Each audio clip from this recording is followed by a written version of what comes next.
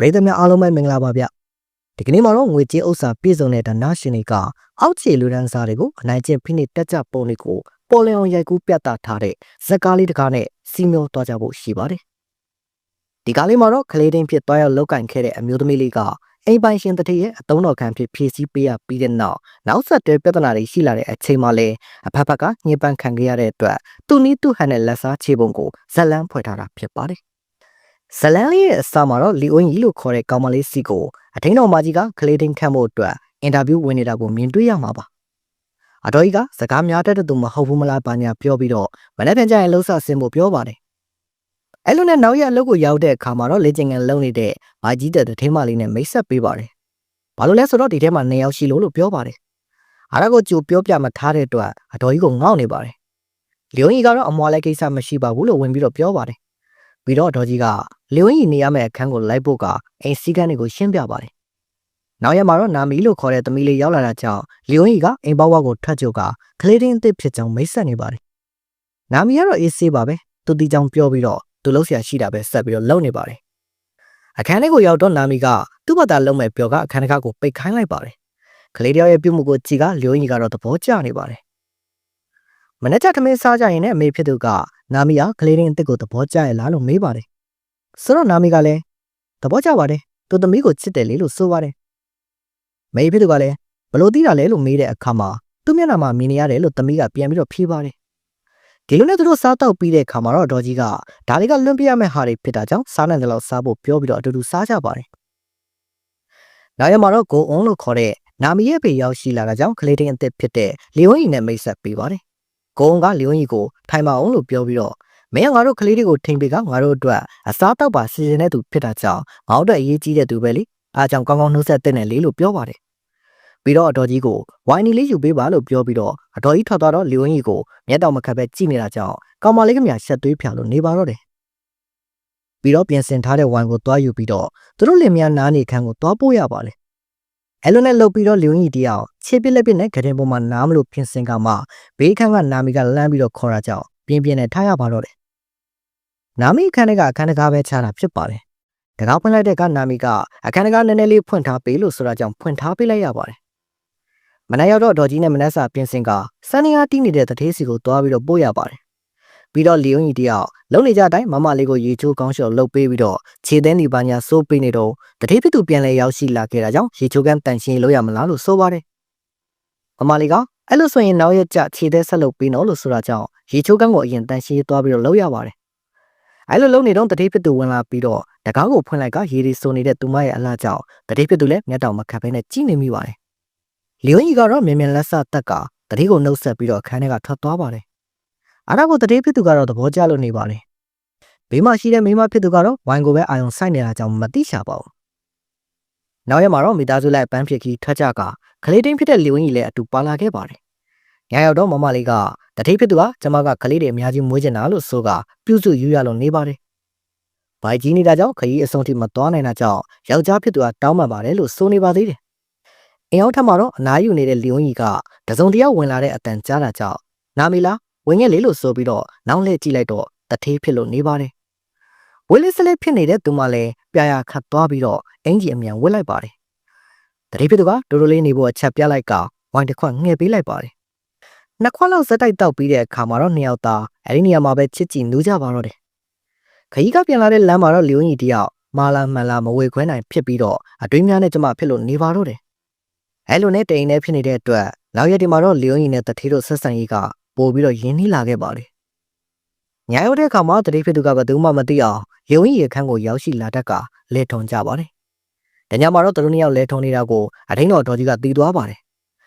်မနက်ခင်းတိုင်းဇန်နီယာတီးနေတဲ့တထေးစီကိုမနက်စာတော့ပို့တိုင်းအလားတွေပြင်းပြင်းသွားတဲ့လီယိုကြီးကိုတော့အတော်ကြီးကစိတ်တိုင်းကြခြင်းမရှိတော့ပါဘူး။တရက်မှာတော့မနက်စာလာပို့တဲ့လီယိုကြီးကိုတတိဖြစ်သူကပတ်စံကိုစာရင်းနဲ့ထဲကယူသွားလိုက်လို့ဆိုတာကြောင့်လီယိုကြီးတယောက်ဝမ်းနေလို့နေပါတယ်။တရက်မှာတော့ဒေါ်ကြီးကလီယိုကြီးအားနင်ကခန္ဓာကိုယ်လာတာပဲတွဲတဲ့သူမရှိဘူးလားလို့မေးပါတယ်။ဒီတော့လီယိုကြီးကလာချိုက်တဲ့သူတွေတော့ရှိပါတယ်။ဒါမဲ့တယောက်မှတုံးဆလို့မရဘူးလို့ပြောပါတယ်။နောက်ရက်မှာတော့ဒေါ်ကြီးကမမလေးရဲ့အမေဖြစ်သူအားလီယိုကြီးမှာတထေးနဲ့ရတဲ့ကိုဝင်ရှိနေပြီဖြစ်ကြောင်းအဲ့ဒါကိုလီယိုကြီးကိုယ်တိုင်ကတော့မသိကြောင်းသူမကနည်းနည်းပိန်ကြောင်းတွားပြီးတော့ခြုံတွန်းလုပ်ပါတယ် လီယွန်ဤတယောက်ကတော့တငယ်ချင်းဖြစ်သူအားသူနဲ့တထေးကအတူနေပြီးပြီဖြစ်ကြောင်းရင်ဖွင့်ပါတယ်တငယ်ချင်းကတော့တထေးဖြစ်သူအင်ကြီးမပါပဲရောက်ရှိလာတော့နင်းလည်းမငင်းနိုင်ဘူးမလားလို့ပြောတဲ့အခါငါလည်းအဝတ်စားမွေ့ပဲသူ့ကိုစောင့်နေခဲ့တာလို့ပြန်ပြောပါတယ်ဘယ်လိုဆက်လို့ရမလဲမေးတဲ့ကသူမှလည်းမသိကြောင်းပြောပါတယ်နောက်ရက်မှာတော့လီယွန်ဤတယောက်အလားဆင်ထားတဲ့မီးတွေကိုတန်ရှင်းရေးတက်လုံနေတဲ့အချိန်မမလေးရဲ့အမေကချော်လဲချင်အောင်စောင့်ပြီးတော့လေကားကိုတွန်းပစ်ပါတယ်လေကားမရှိတော့ပေမဲ့မီးပန်းကိုဆွဲထားခဲ့တာကြောင့်ကောင်မလေးလည်းတွဲလောင်းကြီးဖြစ်လို့နေပါတယ်ဒါမဲ့ကြာကြီးမဆွဲထားနိုင်တော့တာကြောင့်ပြုတ်ကျပြီးတော့ဆေးရုံတင်လိုက်ရပါတယ်အဲ့ဒါပြီးတော့မေဖြစ်သူကသမီးဖြစ်သူဟာနေယောက်ျားနဲ့ကိုဝင်ရှိနေတာကြောင့်အဲ့လိုဖြစ်အောင်သူလှုပ်လိုက်တာဖြစ်ကြောင်းပြောပါတယ်သမီးဖြစ်သူကလည်းမျောလဲမထားတာဖြစ်လာတဲ့အတွက်အန်အောလို့နေပြီးတော့တယောက်တည်းနေကျင်တယ်လို့ပြောကအမေကပါအပြင်ထွက်ခိုင်းလိုက်ပါတယ်နောက်ရမှာတော့အတော်ကြီးအားငါတယောက်လုံးရှိနေတာတော့ဘာလို့သူ့အမေကိုသွားပြောရတာလဲလို့ဆိုပြီးတော့ဒေါသထွက်နေခဲ့ပါတယ်အတော်ကြီးကတော့နောက်မဖြစ်စေရပါဘူးလို့ဆိုပြီးတော့တောင်းပန်ပါတယ်ယောက်ျားဖြစ်သူရောက်လာတဲ့အခါမှာတော့လျွန်ကြီးကိုမတွေ့တာကြောင့်အတော်ကြီးကိုမေးနေပါတယ်အတော်ကြီးကနေမကောင်းတာကြောင့်ဆေးရုံပို့ထားရကြောင်းပြောပါတယ်မိမဖြစ်သူကတော့အတော်ကြီးကစကားများမနေနဲ့လို့ဆိုပြီးတော့ဒေါသတွေကိုအတော်ကြီးစီမှာပုံချနေပါတယ်ဆေးရုံမှာတော့ဆရာဝန်မကလျွန်ကြီးကကိုဝင်ရရှိနေပြီဖြစ်ကြောင်းကံကောင်းလို့သာကိုဝင်ပြတ်မကြတာဖြစ်ကြောင်းပြောပါတယ်လျွန်ကြီးတယောက်ကတော့ဝမ်းသာရမလို့ဝမ်းနေရမလို့ကိုဖြစ်နေပါပြီအိမ်ပြန်ရောက်တဲ့အခါမှာတော့အတော်ကြီးအားဒီမာနေရတာကြောက်စရာကြီးလို့ပြောပြီးတော့ရင်ဖွင့်ပါတယ်အဲ့ဒါနဲ့အတော်ကြီးကအလို့ဆိုရင်ထုတ်ဆွဲပြီးဒီအိမ်ကနေမြန်မြန်ထွက်သွားတော့လို့ပြောပါတယ်လီယွန်ကြီးကတော့နောက်လို့ရောက်လာတဲ့ဒီစောင့်မယ်လို့အတော်ကြီးကိုပြန်ပြီးတော့ပြောပါတယ်ဒီခါမှအတော်ကြီးကနင်းထွက်သွားရင်လည်းဘယ်သူမှနင်းကိုစိတ်ဝင်စားတော့ဘူးလို့ဆိုတာကြောင့်နောက်ရက်မှာတော့မမလေးအားအလုပ်ထွက်တော့မယ်လို့တွားပြီးတော့ပြောပါတယ်စိတ်ခုနေတဲ့မမလေးကတော့အကြောင်းပြချက်မရှိပဲလီယွန်ကြီးရဲ့ပါးကိုရိုက်ပစ်လိုက်ပါတယ်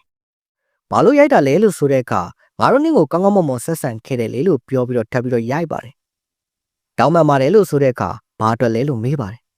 ပြန်မပြေနိုင်တဲ့လီယွန်ကြီးကိုအမေဖြစ်သူကကလေးကိုဖျက်ချပြီးတော့ဒီအိမ်ကနေချက်ချင်းထွက်သွားတော့လို့ဆိုပြီးတော့ပတ်စံနေပေးပါတယ်။ညောင်တဲ့ခါမှာတော့နာမည်ရောက်ရှိလာခဲ့ပြီးတော့အဖွားကလေကားကိုတွန်းပစ်လိုက်တာသူမြင်ခဲ့တဲ့အတွက်တောင်းပန်ပါတယ်လို့ပြောလာခဲ့ပါတယ်။ဒါကိုသိလိုက်တော့လီယွန်ကြီးတယောက်အံ့အားသင့်လို့နေပါတယ်။ဒီရက်မှာတော့မမလေးကလီယွန်ကြီးတောင်းနေတဲ့တဘာဝအားစေးတွေကိုအဆက်မပြတ်သွားစေရန်သူကိုယ်တိုင်ဝယ်ပြီးတော့ရေခဲတက်တာတွေကိုထည့်ပေးပါတယ်။ပြီးတော့အတော်ကြီးကိုခေါ်ပြီးတော့တခန်းနဲ့အတူတူထားပြီးတော့အဆက်မပြတ်စောင့်ကြည့်ဖို့ပါပြောပါတယ်။ဒီရက်မှာတော့ဝိုင်တောင်းနေတဲ့ဒေါ်ကြီးစီကိုလီယွန်ကြီးတယောက်အပြေးလာပြီးတော့ကျမဒီကလေးကိုရအောင်မွေးမယ်လို့ဆိုတာကြောင့်အတော်ကြီးကတော့အံ့ဩနေပါတယ်ဒီလိုနဲ့မမလေးကလေးမွေးဖို့သွားတဲ့တရက်မှာတော့လီယွန်ကြီးကမမလေးခန်းထဲဝင်ကရေချိုးနေပါတယ်တတိယရောက်လာတဲ့အခါဘာလုပ်နေတာလဲလို့အော်ပါတယ်လီယွန်ကြီးကတော့ကျမမှရှင်နေရတဲ့ကိုဝင်ရှိနေပြီဖြစ်ကြောင်းအဲ့ဒါကိုမမလေးတို့တီးသွားခဲ့တာကြောင့်ကျမကိုပတ်စံပေးပြီးတော့ကိုဝင်ဖြတ်ချခိုင်းနေကြောင်းအမျိုးမျိုးလဲဒုက္ခပေးကြကြောင်းပြောပြီးတော့တိုင်းနေပါတယ်အဲ့ဒီချိန်ဒေါ်ကြီးရောက်ရှိလာတဲ့ခါမှာတော့လီယွန်ကြီးတယောက်မေးလဲသွားခဲ့တာကြောင့်ဆေးရုံတင်လိုက်ရပါတယ်အကြောင်းကတော့မမလေးထည့်ထားတဲ့အားဆေးတွေထဲမှာကိုဝင်ပြက်ကျဆေးတွေထည့်ထားတာကြောင့်ဆေးစွမ်းပြပြီးတော့ကိုဝင်ပြက်ကျသွားခဲ့တာပဲဖြစ်ပါတယ်။ဆေးရုံကိုအတော်ကြီးလိုက်လာပြီးတော့မမလေးလှုပ်တာပဲဖြစ်လိမ့်မယ်လို့ဆိုပါတယ်။ဘလို့သိတာလဲလို့လီယွန်ကြီးကမေးလိုက်တဲ့အခါမှာဒီအိမ်မှာငါမသိတာမရှိဘူးလို့အတော်ကြီးကပြန်ပြီးတော့ဖြေပါတယ်။ဒီတော့လီယွန်ကြီးကလည်းအတော်ကြီးပါကိုရိုက်လိုက်ပါတယ်။အဲလိုနဲ့တရက်မှာတော့လီယွန်ကြီးတယောက်တတိတို့အိမ်ထဲကိုခိုးဝင်ကတတိတည်သွားတဲ့အချိန်မှာတော့ထွက်သွားဖို့ပြောပေမဲ့လီယွန်ကြီးကတော့အိမ်ထဲကိုရှောက်ပတ်ကပြေးနေပါတယ်အဲ့ဒါကိုအတော်ကြီးကိုခေါ်ပြီးတော့မောင်းထုတ်ခိုင်းတဲ့အခါမှာအတော်ကြီးကဒီမှာဆက်မနေချင်တာကြောင့်မောင်းချင်ရင်လည်းကိုယ့်ဘာသာမောင်းကြတော့လို့ဆိုပြီးတော့ထွက်သွားပါတယ်အဲ့ဒါကိုအပေါ်တက်ကကြည့်နေတဲ့လီယွန်ကြီးတယောက်ကလည်းနာမီကိုနှုတ်ဆက်ကချိဆွဲထားတဲ့မီးပန်းကိုကြိုးချီကျိုးဆွဲချပြီးတော့အိုင်းညမှာနေမယ်အဆုံးစီရင်လိုက်ပြီးတော့ဇလန်လေးကလည်းဆုံးသက်သွားခဲ့ပါတယ်ဟုတ်ကဲ့ပါအဆုံးထိကြည့်ရှုပေးခဲ့ကြတဲ့အတွက်အားလုံးကိုကျေးဇူးထူးပဲတင်ရှိပါတယ်နောက်တဲ့ဗီဒီယိုတွေမှာပြန်လည်ဆုံတွေ့ကြဖို့မျှော်လင့်မိပါတယ်ခင်ဗျ